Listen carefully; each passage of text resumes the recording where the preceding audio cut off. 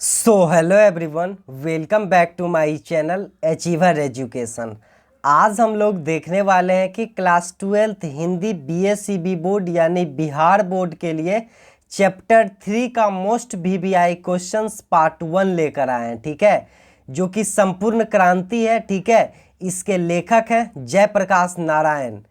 हम लोग chapter 1 chapter 2 कर चुके थे और इस वीडियो लेक्चर में हम लोग चैप्टर 3 लेकर आए हैं। ठीक है, चैप्टर 1 बातचीत थे, इसके लेखक बालकृष्ण भट्ट, और दूसरा चैप्टर उसने कहा था, इसके लेखक ऑथर जो थे चंद्रधर शर्मा गुलेरी, और ये तीसरा चैप्टर संपूर्ण क्रांति, इसके लेखक हैं जयप्रकाश नारायण। तो बहुत सारे स्टूडेंट्स जो होंगे वो सोचते होंगे कि इसका पीडीएफ कैसे लें, ये कैसे डाउनलोड करें।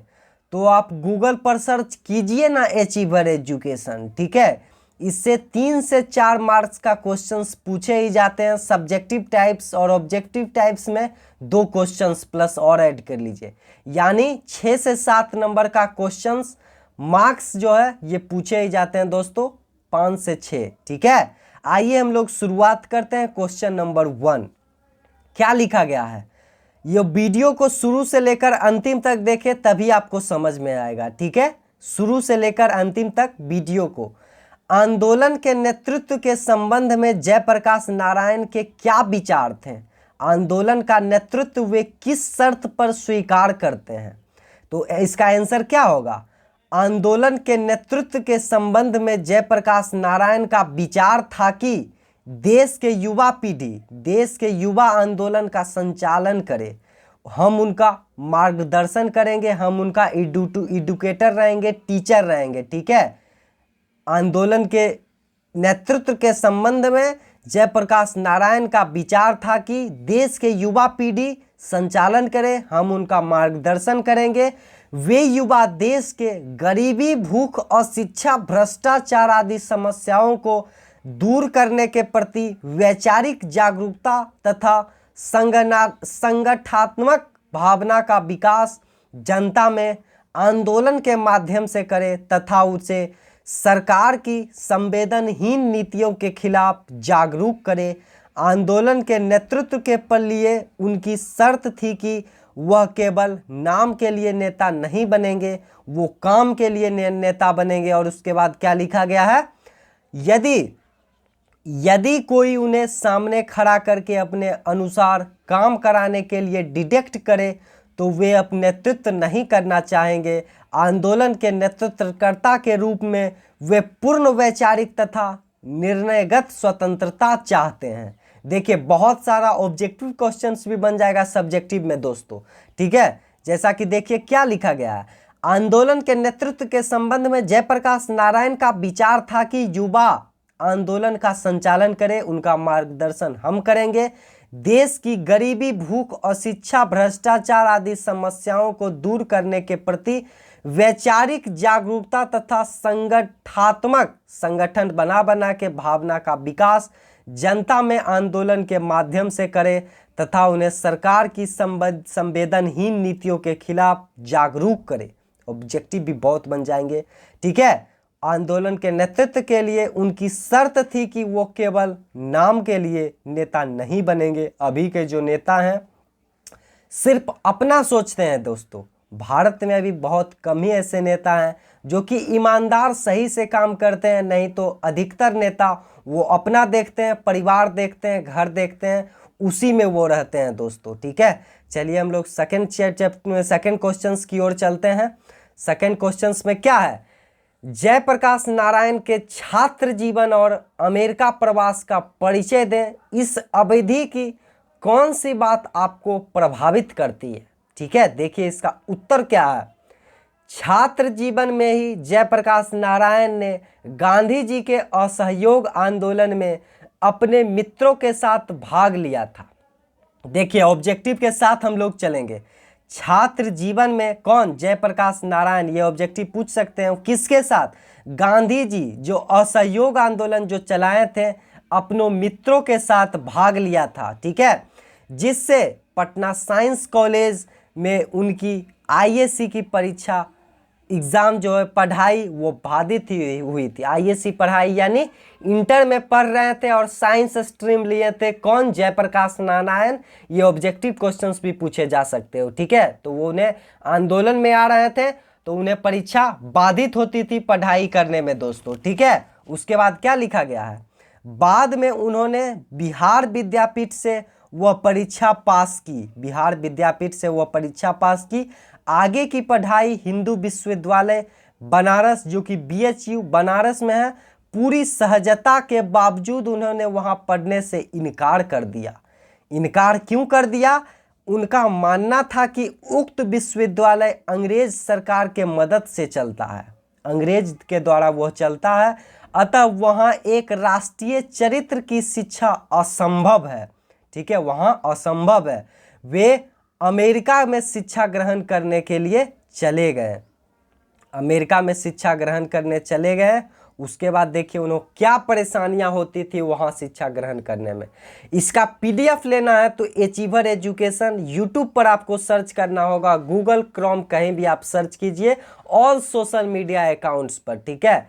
तो बहुत सारे स्टूडेंट्स वो नहीं समझ पा रहे होंगे तो कैसे ले उन्हें पीडीएफ, तो कैसे लेंगे भैया पीडीएफ, तो गूगल पर सर्च कीजिए ना अचीवर एजुकेशन, ठीक है। तो उसके बाद देखिए हम लोग बात कर रहे थे कि वे अमेरिका में शिक्षा ग्रहण करने के लिए चले गए। वहाँ भीषण आर्थिक कठिनाइयों में उन्होंने बागान में, लोहे के कारखानों में, कसाईवाड़ों में मजदूरी की। उसके साथ साथ होटल रेस्टोरेंट में उन्होंने वेटर तो आप लोग समझ ही रहे होंगे, साथ साथ बर्तन धोने का भी काम किया। इतनी कठिन परिस्थितियों का सामना करते हुए उन्होंने अमेरिका से अपनी उच्च शिक्षा पूरी की। यही बात हमें ज़्यादा प्रभावित करती है कि छात्र जीवन से ही उनके अंदर राष्ट्रीय भावना इतनी प्रबल थी कि उन्हें अंग्रेज नीति के प्रभावित शिक्षा आराम से ग्रहण करने के बजाय इतनी कठिन से पढ़ाई करने का स्वीकार किया, ठीक है। यहाँ देश भारत में भी वो पढ़ाई कर सकते थे दोस्तों, लेकिन वो अमेरिका गए इतने कठिन परिस्थितियों में पढ़ाई करके, काम करके, ठीक है। कितने जगह ने वो काम किया, ठीक है। ये बहुत ज़्यादा अच्छे कहानी है दोस्तों, इसे पढ़िएगा तो आप लोग मनोरंजन पाइएगा, ठीक है। ये एक देशभक्ति की भावना जाग उठेगा, ठीक है। इतने अच्छे अच्छे लोग रहते थे जो हम लोग को देश भारत आज़ादी दिए थे, ठीक है। ये लोग क्रांतिकारी नेता थे, जयप्रकाश नारायण जैसे। चलिए हम लोग तीसरे क्वेश्चंस में चलते हैं।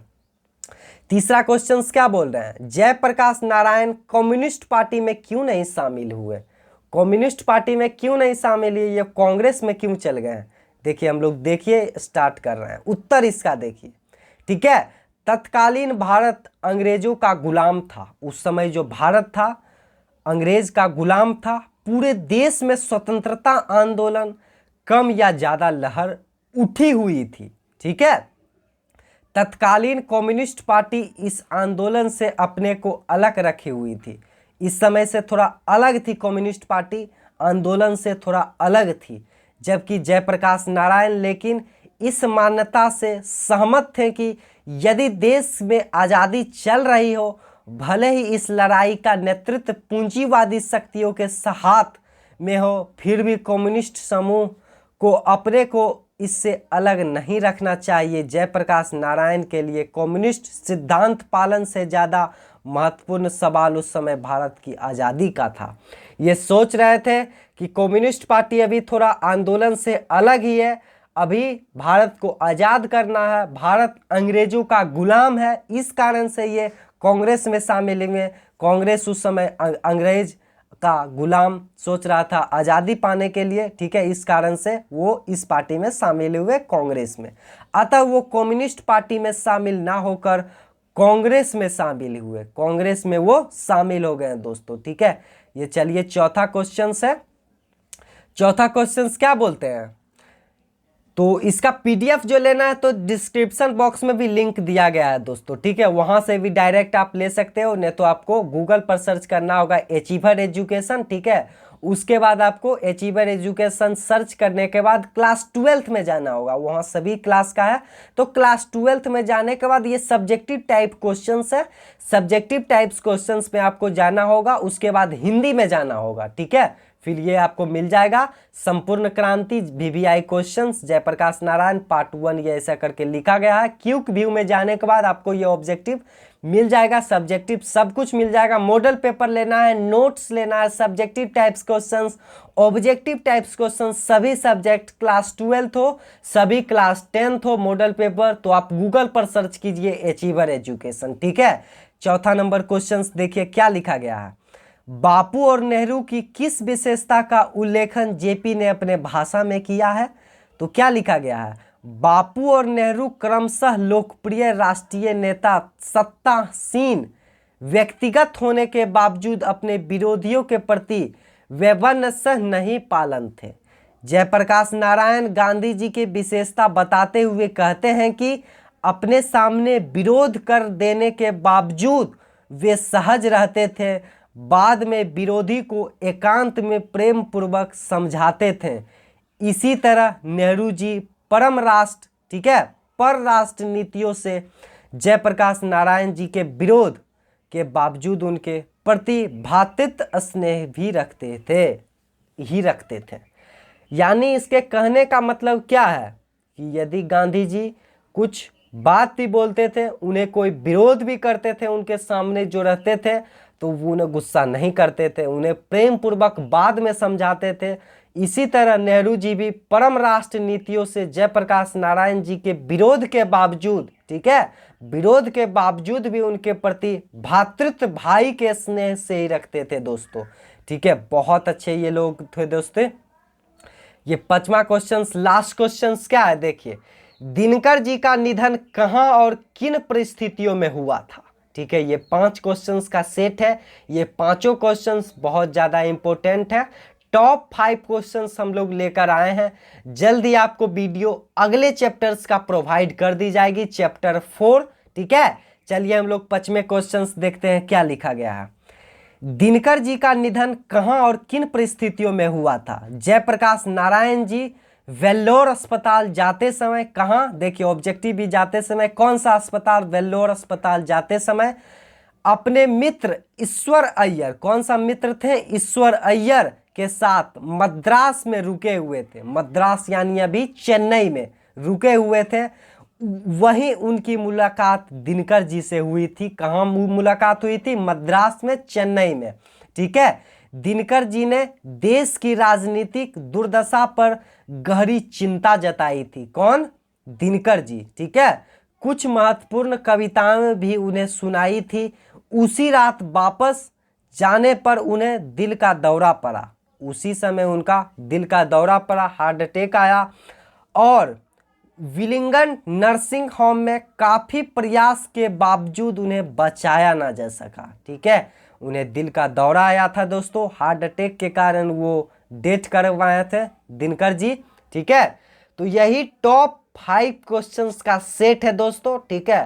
तो गूगल पर सर्च कीजिएगा अचीवर एजुकेशन, और वीडियो अच्छा लगे तो लाइक चैनल को कीजिए, शेयर कीजिए, ठीक है, वीडियो को। तो आज के लिए इतना ही, बहुत बहुत धन्यवाद। आपको जल्द ही वीडियो अगले प्रोवाइड कर दी जाएगी।